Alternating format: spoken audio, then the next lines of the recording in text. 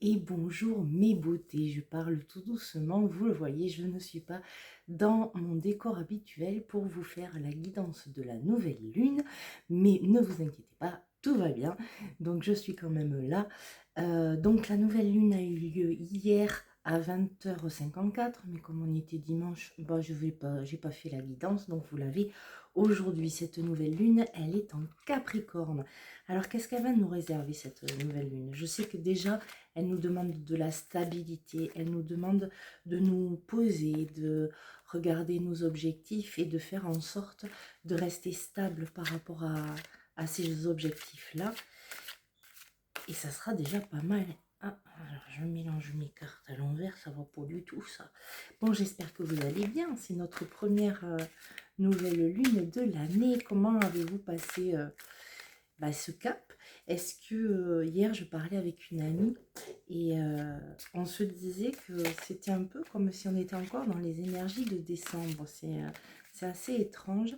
Euh, je pense que tout ce qu'on n'a pas nettoyé le mois dernier, du coup, qu'on n'a pas fini de 2025, c'est un petit peu comme si on avait un supplément bonus de temps pour le faire. Ah. Alors, qu'est-ce qu'on nous sort? Et qu'on rentre dans notre prochaine expérience. Donc, la prochaine expérience, elle est là. Hop là. Je suis pas... Voilà. C'est la porte lointaine. Donc, la prochaine expérience, ça y est, on y est dedans. On y est dedans puisqu'on vient de passer ce cap de 2026. Qu'est-ce que ça nous dit? Ça nous demande vraiment de prendre du temps. C'est vraiment le truc qui m'obsède un petit peu depuis ce début d'année, c'est prendre le temps, faire confiance au temps divin, ne pas courir, ne pas se mettre des pressions inconsidérables.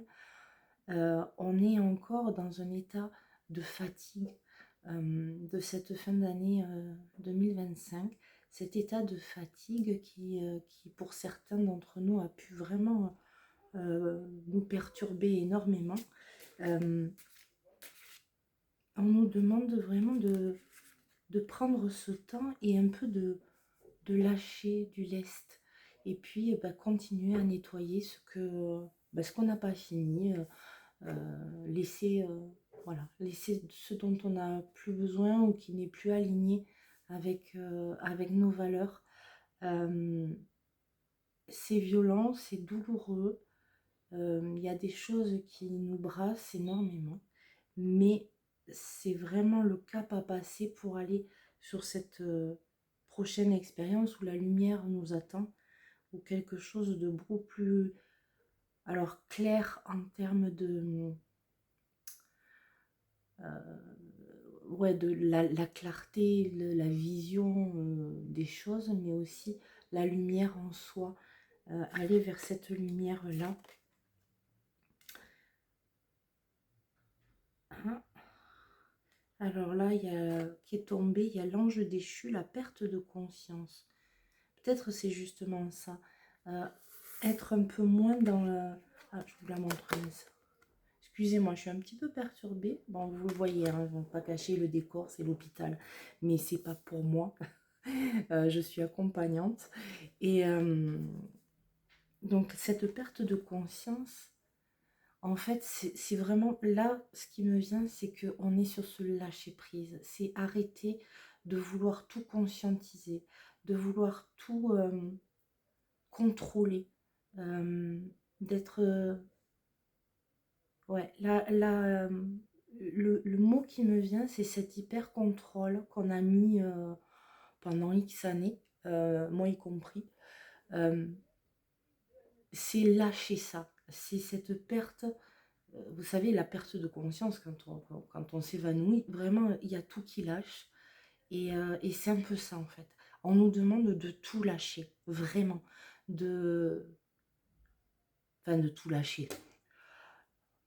Je vous ai pas dit qu'il fallait lâcher votre boulot, votre mec, ou votre nana, ou vraiment, non, c'est pas ça. Mais de tout lâcher, en tout cas, de tout ce qui est verrouillé, de tout ce qui est encore lutte, tout ce qui est encore en guerre, vraiment, c'est de lâcher ça pour pouvoir là aussi aller sur une lumière douce et apaisante. C'est vraiment le truc qui est important dans les messages d'aujourd'hui. Je pense que ça va être ça. C'est qu'est-ce qui me rend serein, qu'est-ce qui me rend apaisé, qu'est-ce qui m'apporte de la douceur. Voilà, on va avoir énormément besoin de douceur et pour pouvoir s'octroyer cette douceur, il faut qu'on lâche les armes. Et, c'est marrant parce que j'ai eu une guidance privée la semaine dernière et c'était vraiment ce qui était ressorti aussi pour la consultante. Petit clin d'œil. C'était ça, c'était de dire ok, là maintenant je vais arrêter d'être une guerrière et je vais juste essayer de kiffer ma life, quoi. Et c'est vraiment le message global, général des guidances que j'ai fait là depuis le début d'année.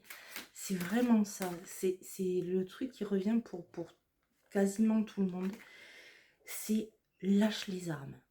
Arrête d'être en guerre contre ton patron, tes collègues, ta moitié, tes enfants. Voilà, c'est arrête d'être en guerre. Et si c'est pas possible, bah, tu déposes les armes, c'est pas grave. Voilà, c'est pas grave. Mais il faut prendre soin de soi, c'est hyper important. Et c'est là qu'on va être dans le bon timing pour la roue de la fortune. C'est la chance qui arrive.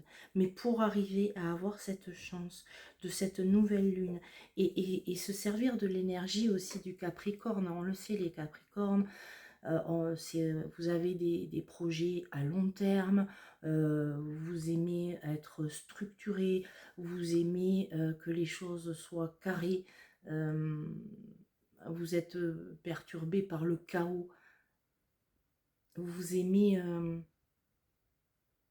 voilà, que votre monde matériel soit bien jalonné, bien établi. Et donc nous tous, Capricorne ou pas Capricorne, on va bénéficier de cette énergie du Capricorne justement pour pouvoir structurer que ce soit nos projets, mais aussi nos zones de repos, nos zones de lâcher prise. On peut structurer du lâcher prise, c'est-à-dire, ça paraît antinomique, mais pourtant, on peut très bien se dire, allez, voilà, je vais utiliser l'énergie du Capricorne pour noter dans mon agenda ou sur mon téléphone des petites alertes. Je vais me mettre des alertes pour un temps de méditation, un temps de pause, un temps de marche en conscience, pour être, voilà. Mais du coup, je structure mon lâcher prise et c'est super important parce que c'est un peu comme pour le sport. Vous le savez, je suis une grande sportive. C'est la régularité qui fait qu'on y arrive. Et pour le lâcher prise, c'est la même en fait. On va structurer et on va s'y tenir. Par exemple, si vous avez plus de temps le matin, vous dites, voilà, je me lève et la première chose que je fais, je m'octroie un lâcher prise méditatif, par exemple. Faites une petite méditation sur le lâcher prise et après j'attaque ma journée. Mais au moins c'est structuré et c'est acté, c'est écrit, vous le posez. Si c'est le soir en fin de journée, voilà, la même, que ce soit, alors je vous dis, moi je parle de méditation, mais ça peut être une méditation active, donc en allant marcher et juste être dans le pas, la méditation de la marche, quelque chose qui est vachement facile à faire. Vous déposez, vous déroulez le pied, vous écoutez ce qui se passe autour, et en fait la seule chose qui est conscientisée, c'est ça. Et donc là, quand on va arriver à ce lâcher prise, donc on est sur cette expérience, parce que c'est pas quelque chose de facile, hein, vraiment. On nous bassine avec ça depuis des années. Ouais, il faut lâcher prise, il faut lâcher prise. Ouais, t'es mignon, mais quand t'as une famille à gérer, un job à gérer, des gosses, des machins, tout ça, le lâcher prise, non, concrètement. Et c'est là que la charge mentale se met. Donc c'est important de se structurer pour pouvoir avoir ces moments-là. Voilà. Alors, voilà, méditation, marche, dessin, enfin quelque chose qui vous vide le truc. Et à ce moment-là, on va être dans la chance et dans le bon timing. Alors, est-ce qu'on a quelque chose d'autre qui tombe? Ça me fait bizarre de faire ça là. Et puis en plus, je me dis, s'il y a une infirmière qui rentre, elle va me voir avec mes cartes en train de parler toute seule à la caméra. Elle va peut-être aller en psychiatrie direct. Ah, les jeux de la couronne. Les jeux de la couronne, c'est reprendre son leadership. Qu'est-ce que j'aime pas ce mot? Reprendre. Alors, c'est marrant.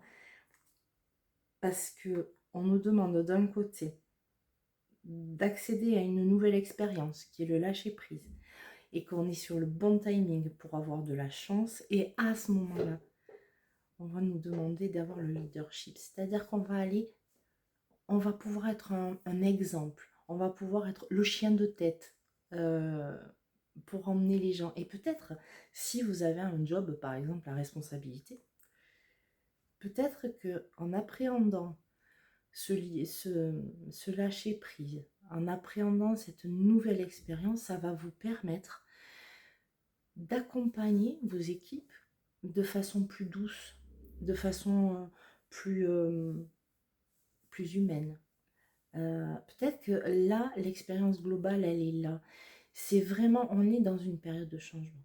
Vous le savez, on est dans une période vraiment qui est... Et c'est pour ça que c'est tellement fatigant, c'est tellement usant. Parce que il y a ces paradigmes qui changent hein, depuis 2022, c'est vraiment 21. On va pas se le cacher, c'est un sacré merdier quand même, hein, vraiment.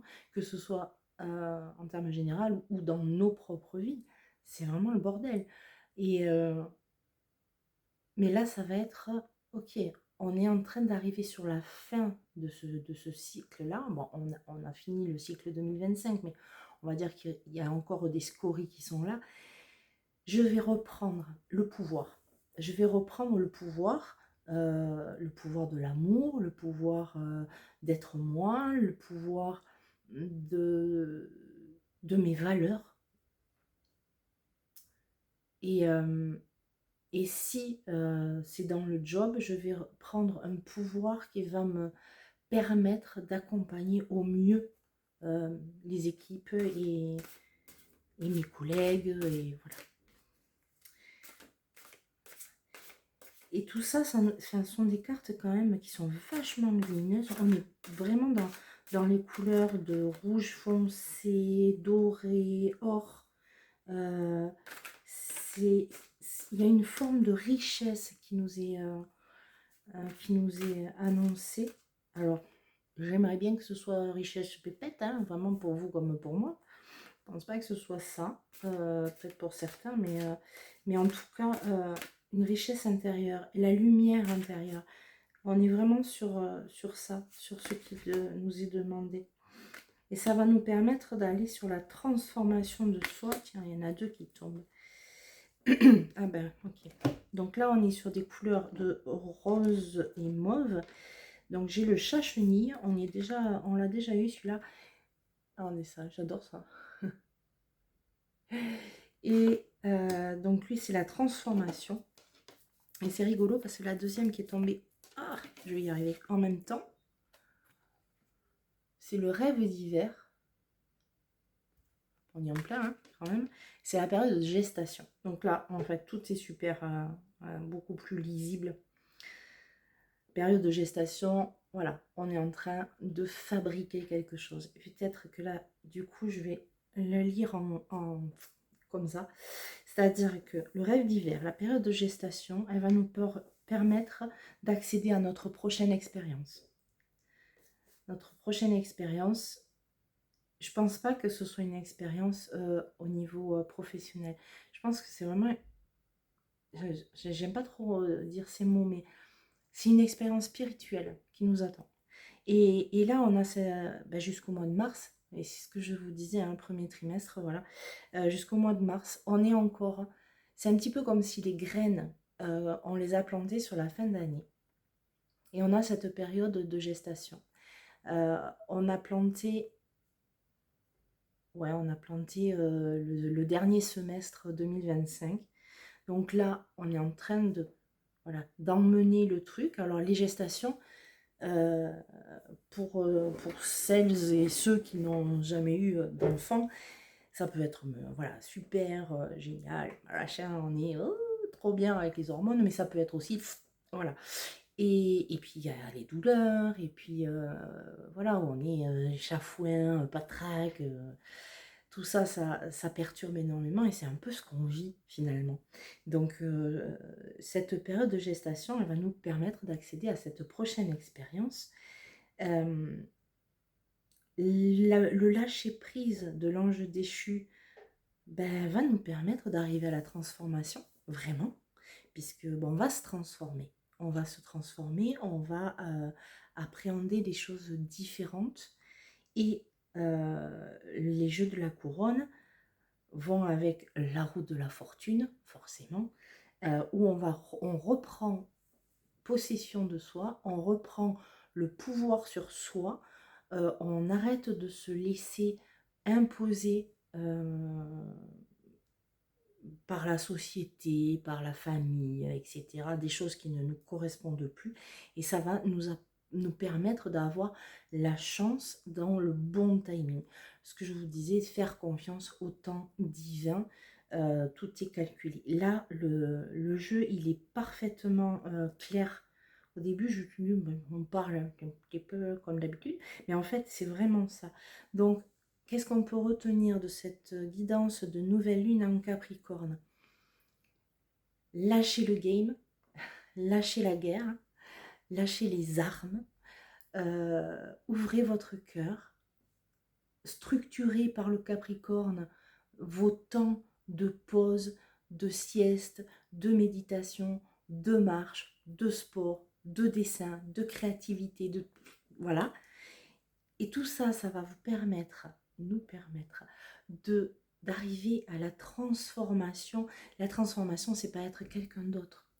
Ça va être juste, voilà, on va enfin arriver au bout de notre unicité, au bout de ce qu'on a amorcé pendant quelques mois, quelques années, plusieurs décennies pour certains. On va arriver à être super aligné avec ce qu'on est par rapport à ce qu'on fait et par rapport à qui on voit, qui on fréquente. On sera dans le bon timing de toute façon. Donc j'ai envie de vous dire encore, bah, courage jusqu'au printemps. Voilà, on fêtera au Stara et on pourra aller passer sur autre chose, et enfin fertiliser le terreau de notre âme. Et donc bon courage, j'ai envie de te dire. On va y arriver. N'hésitez pas à me contacter pour une guidance personnalisée. Donc les guidances personnalisées, elles durent entre 1 heure et 1 heure et demie. On prend le temps, et en même temps, vous avez des messages et on a un soutien en psychothérapie aussi. Donc on fait... alors je ne suis pas psychotarologue, j'ai vu que ça existait ça maintenant, puisque je ne fais pas du tarot, mais psychocarto, oraclo, enfin bon, on s'en fout quoi en fait. Appelez-moi. Je vous embrasse très très fort, et bon début d'année, et j'espère que vous allez bien. N'hésitez pas à partager la vidéo sur vos réseaux en privé. Mettez-moi un petit like pour être vu, évidemment, vous le savez, il n'y a que comme ça que vous pouvez me faire connaître. Je vous embrasse très très fort et je vous dis au mois prochain. Ciao ciao.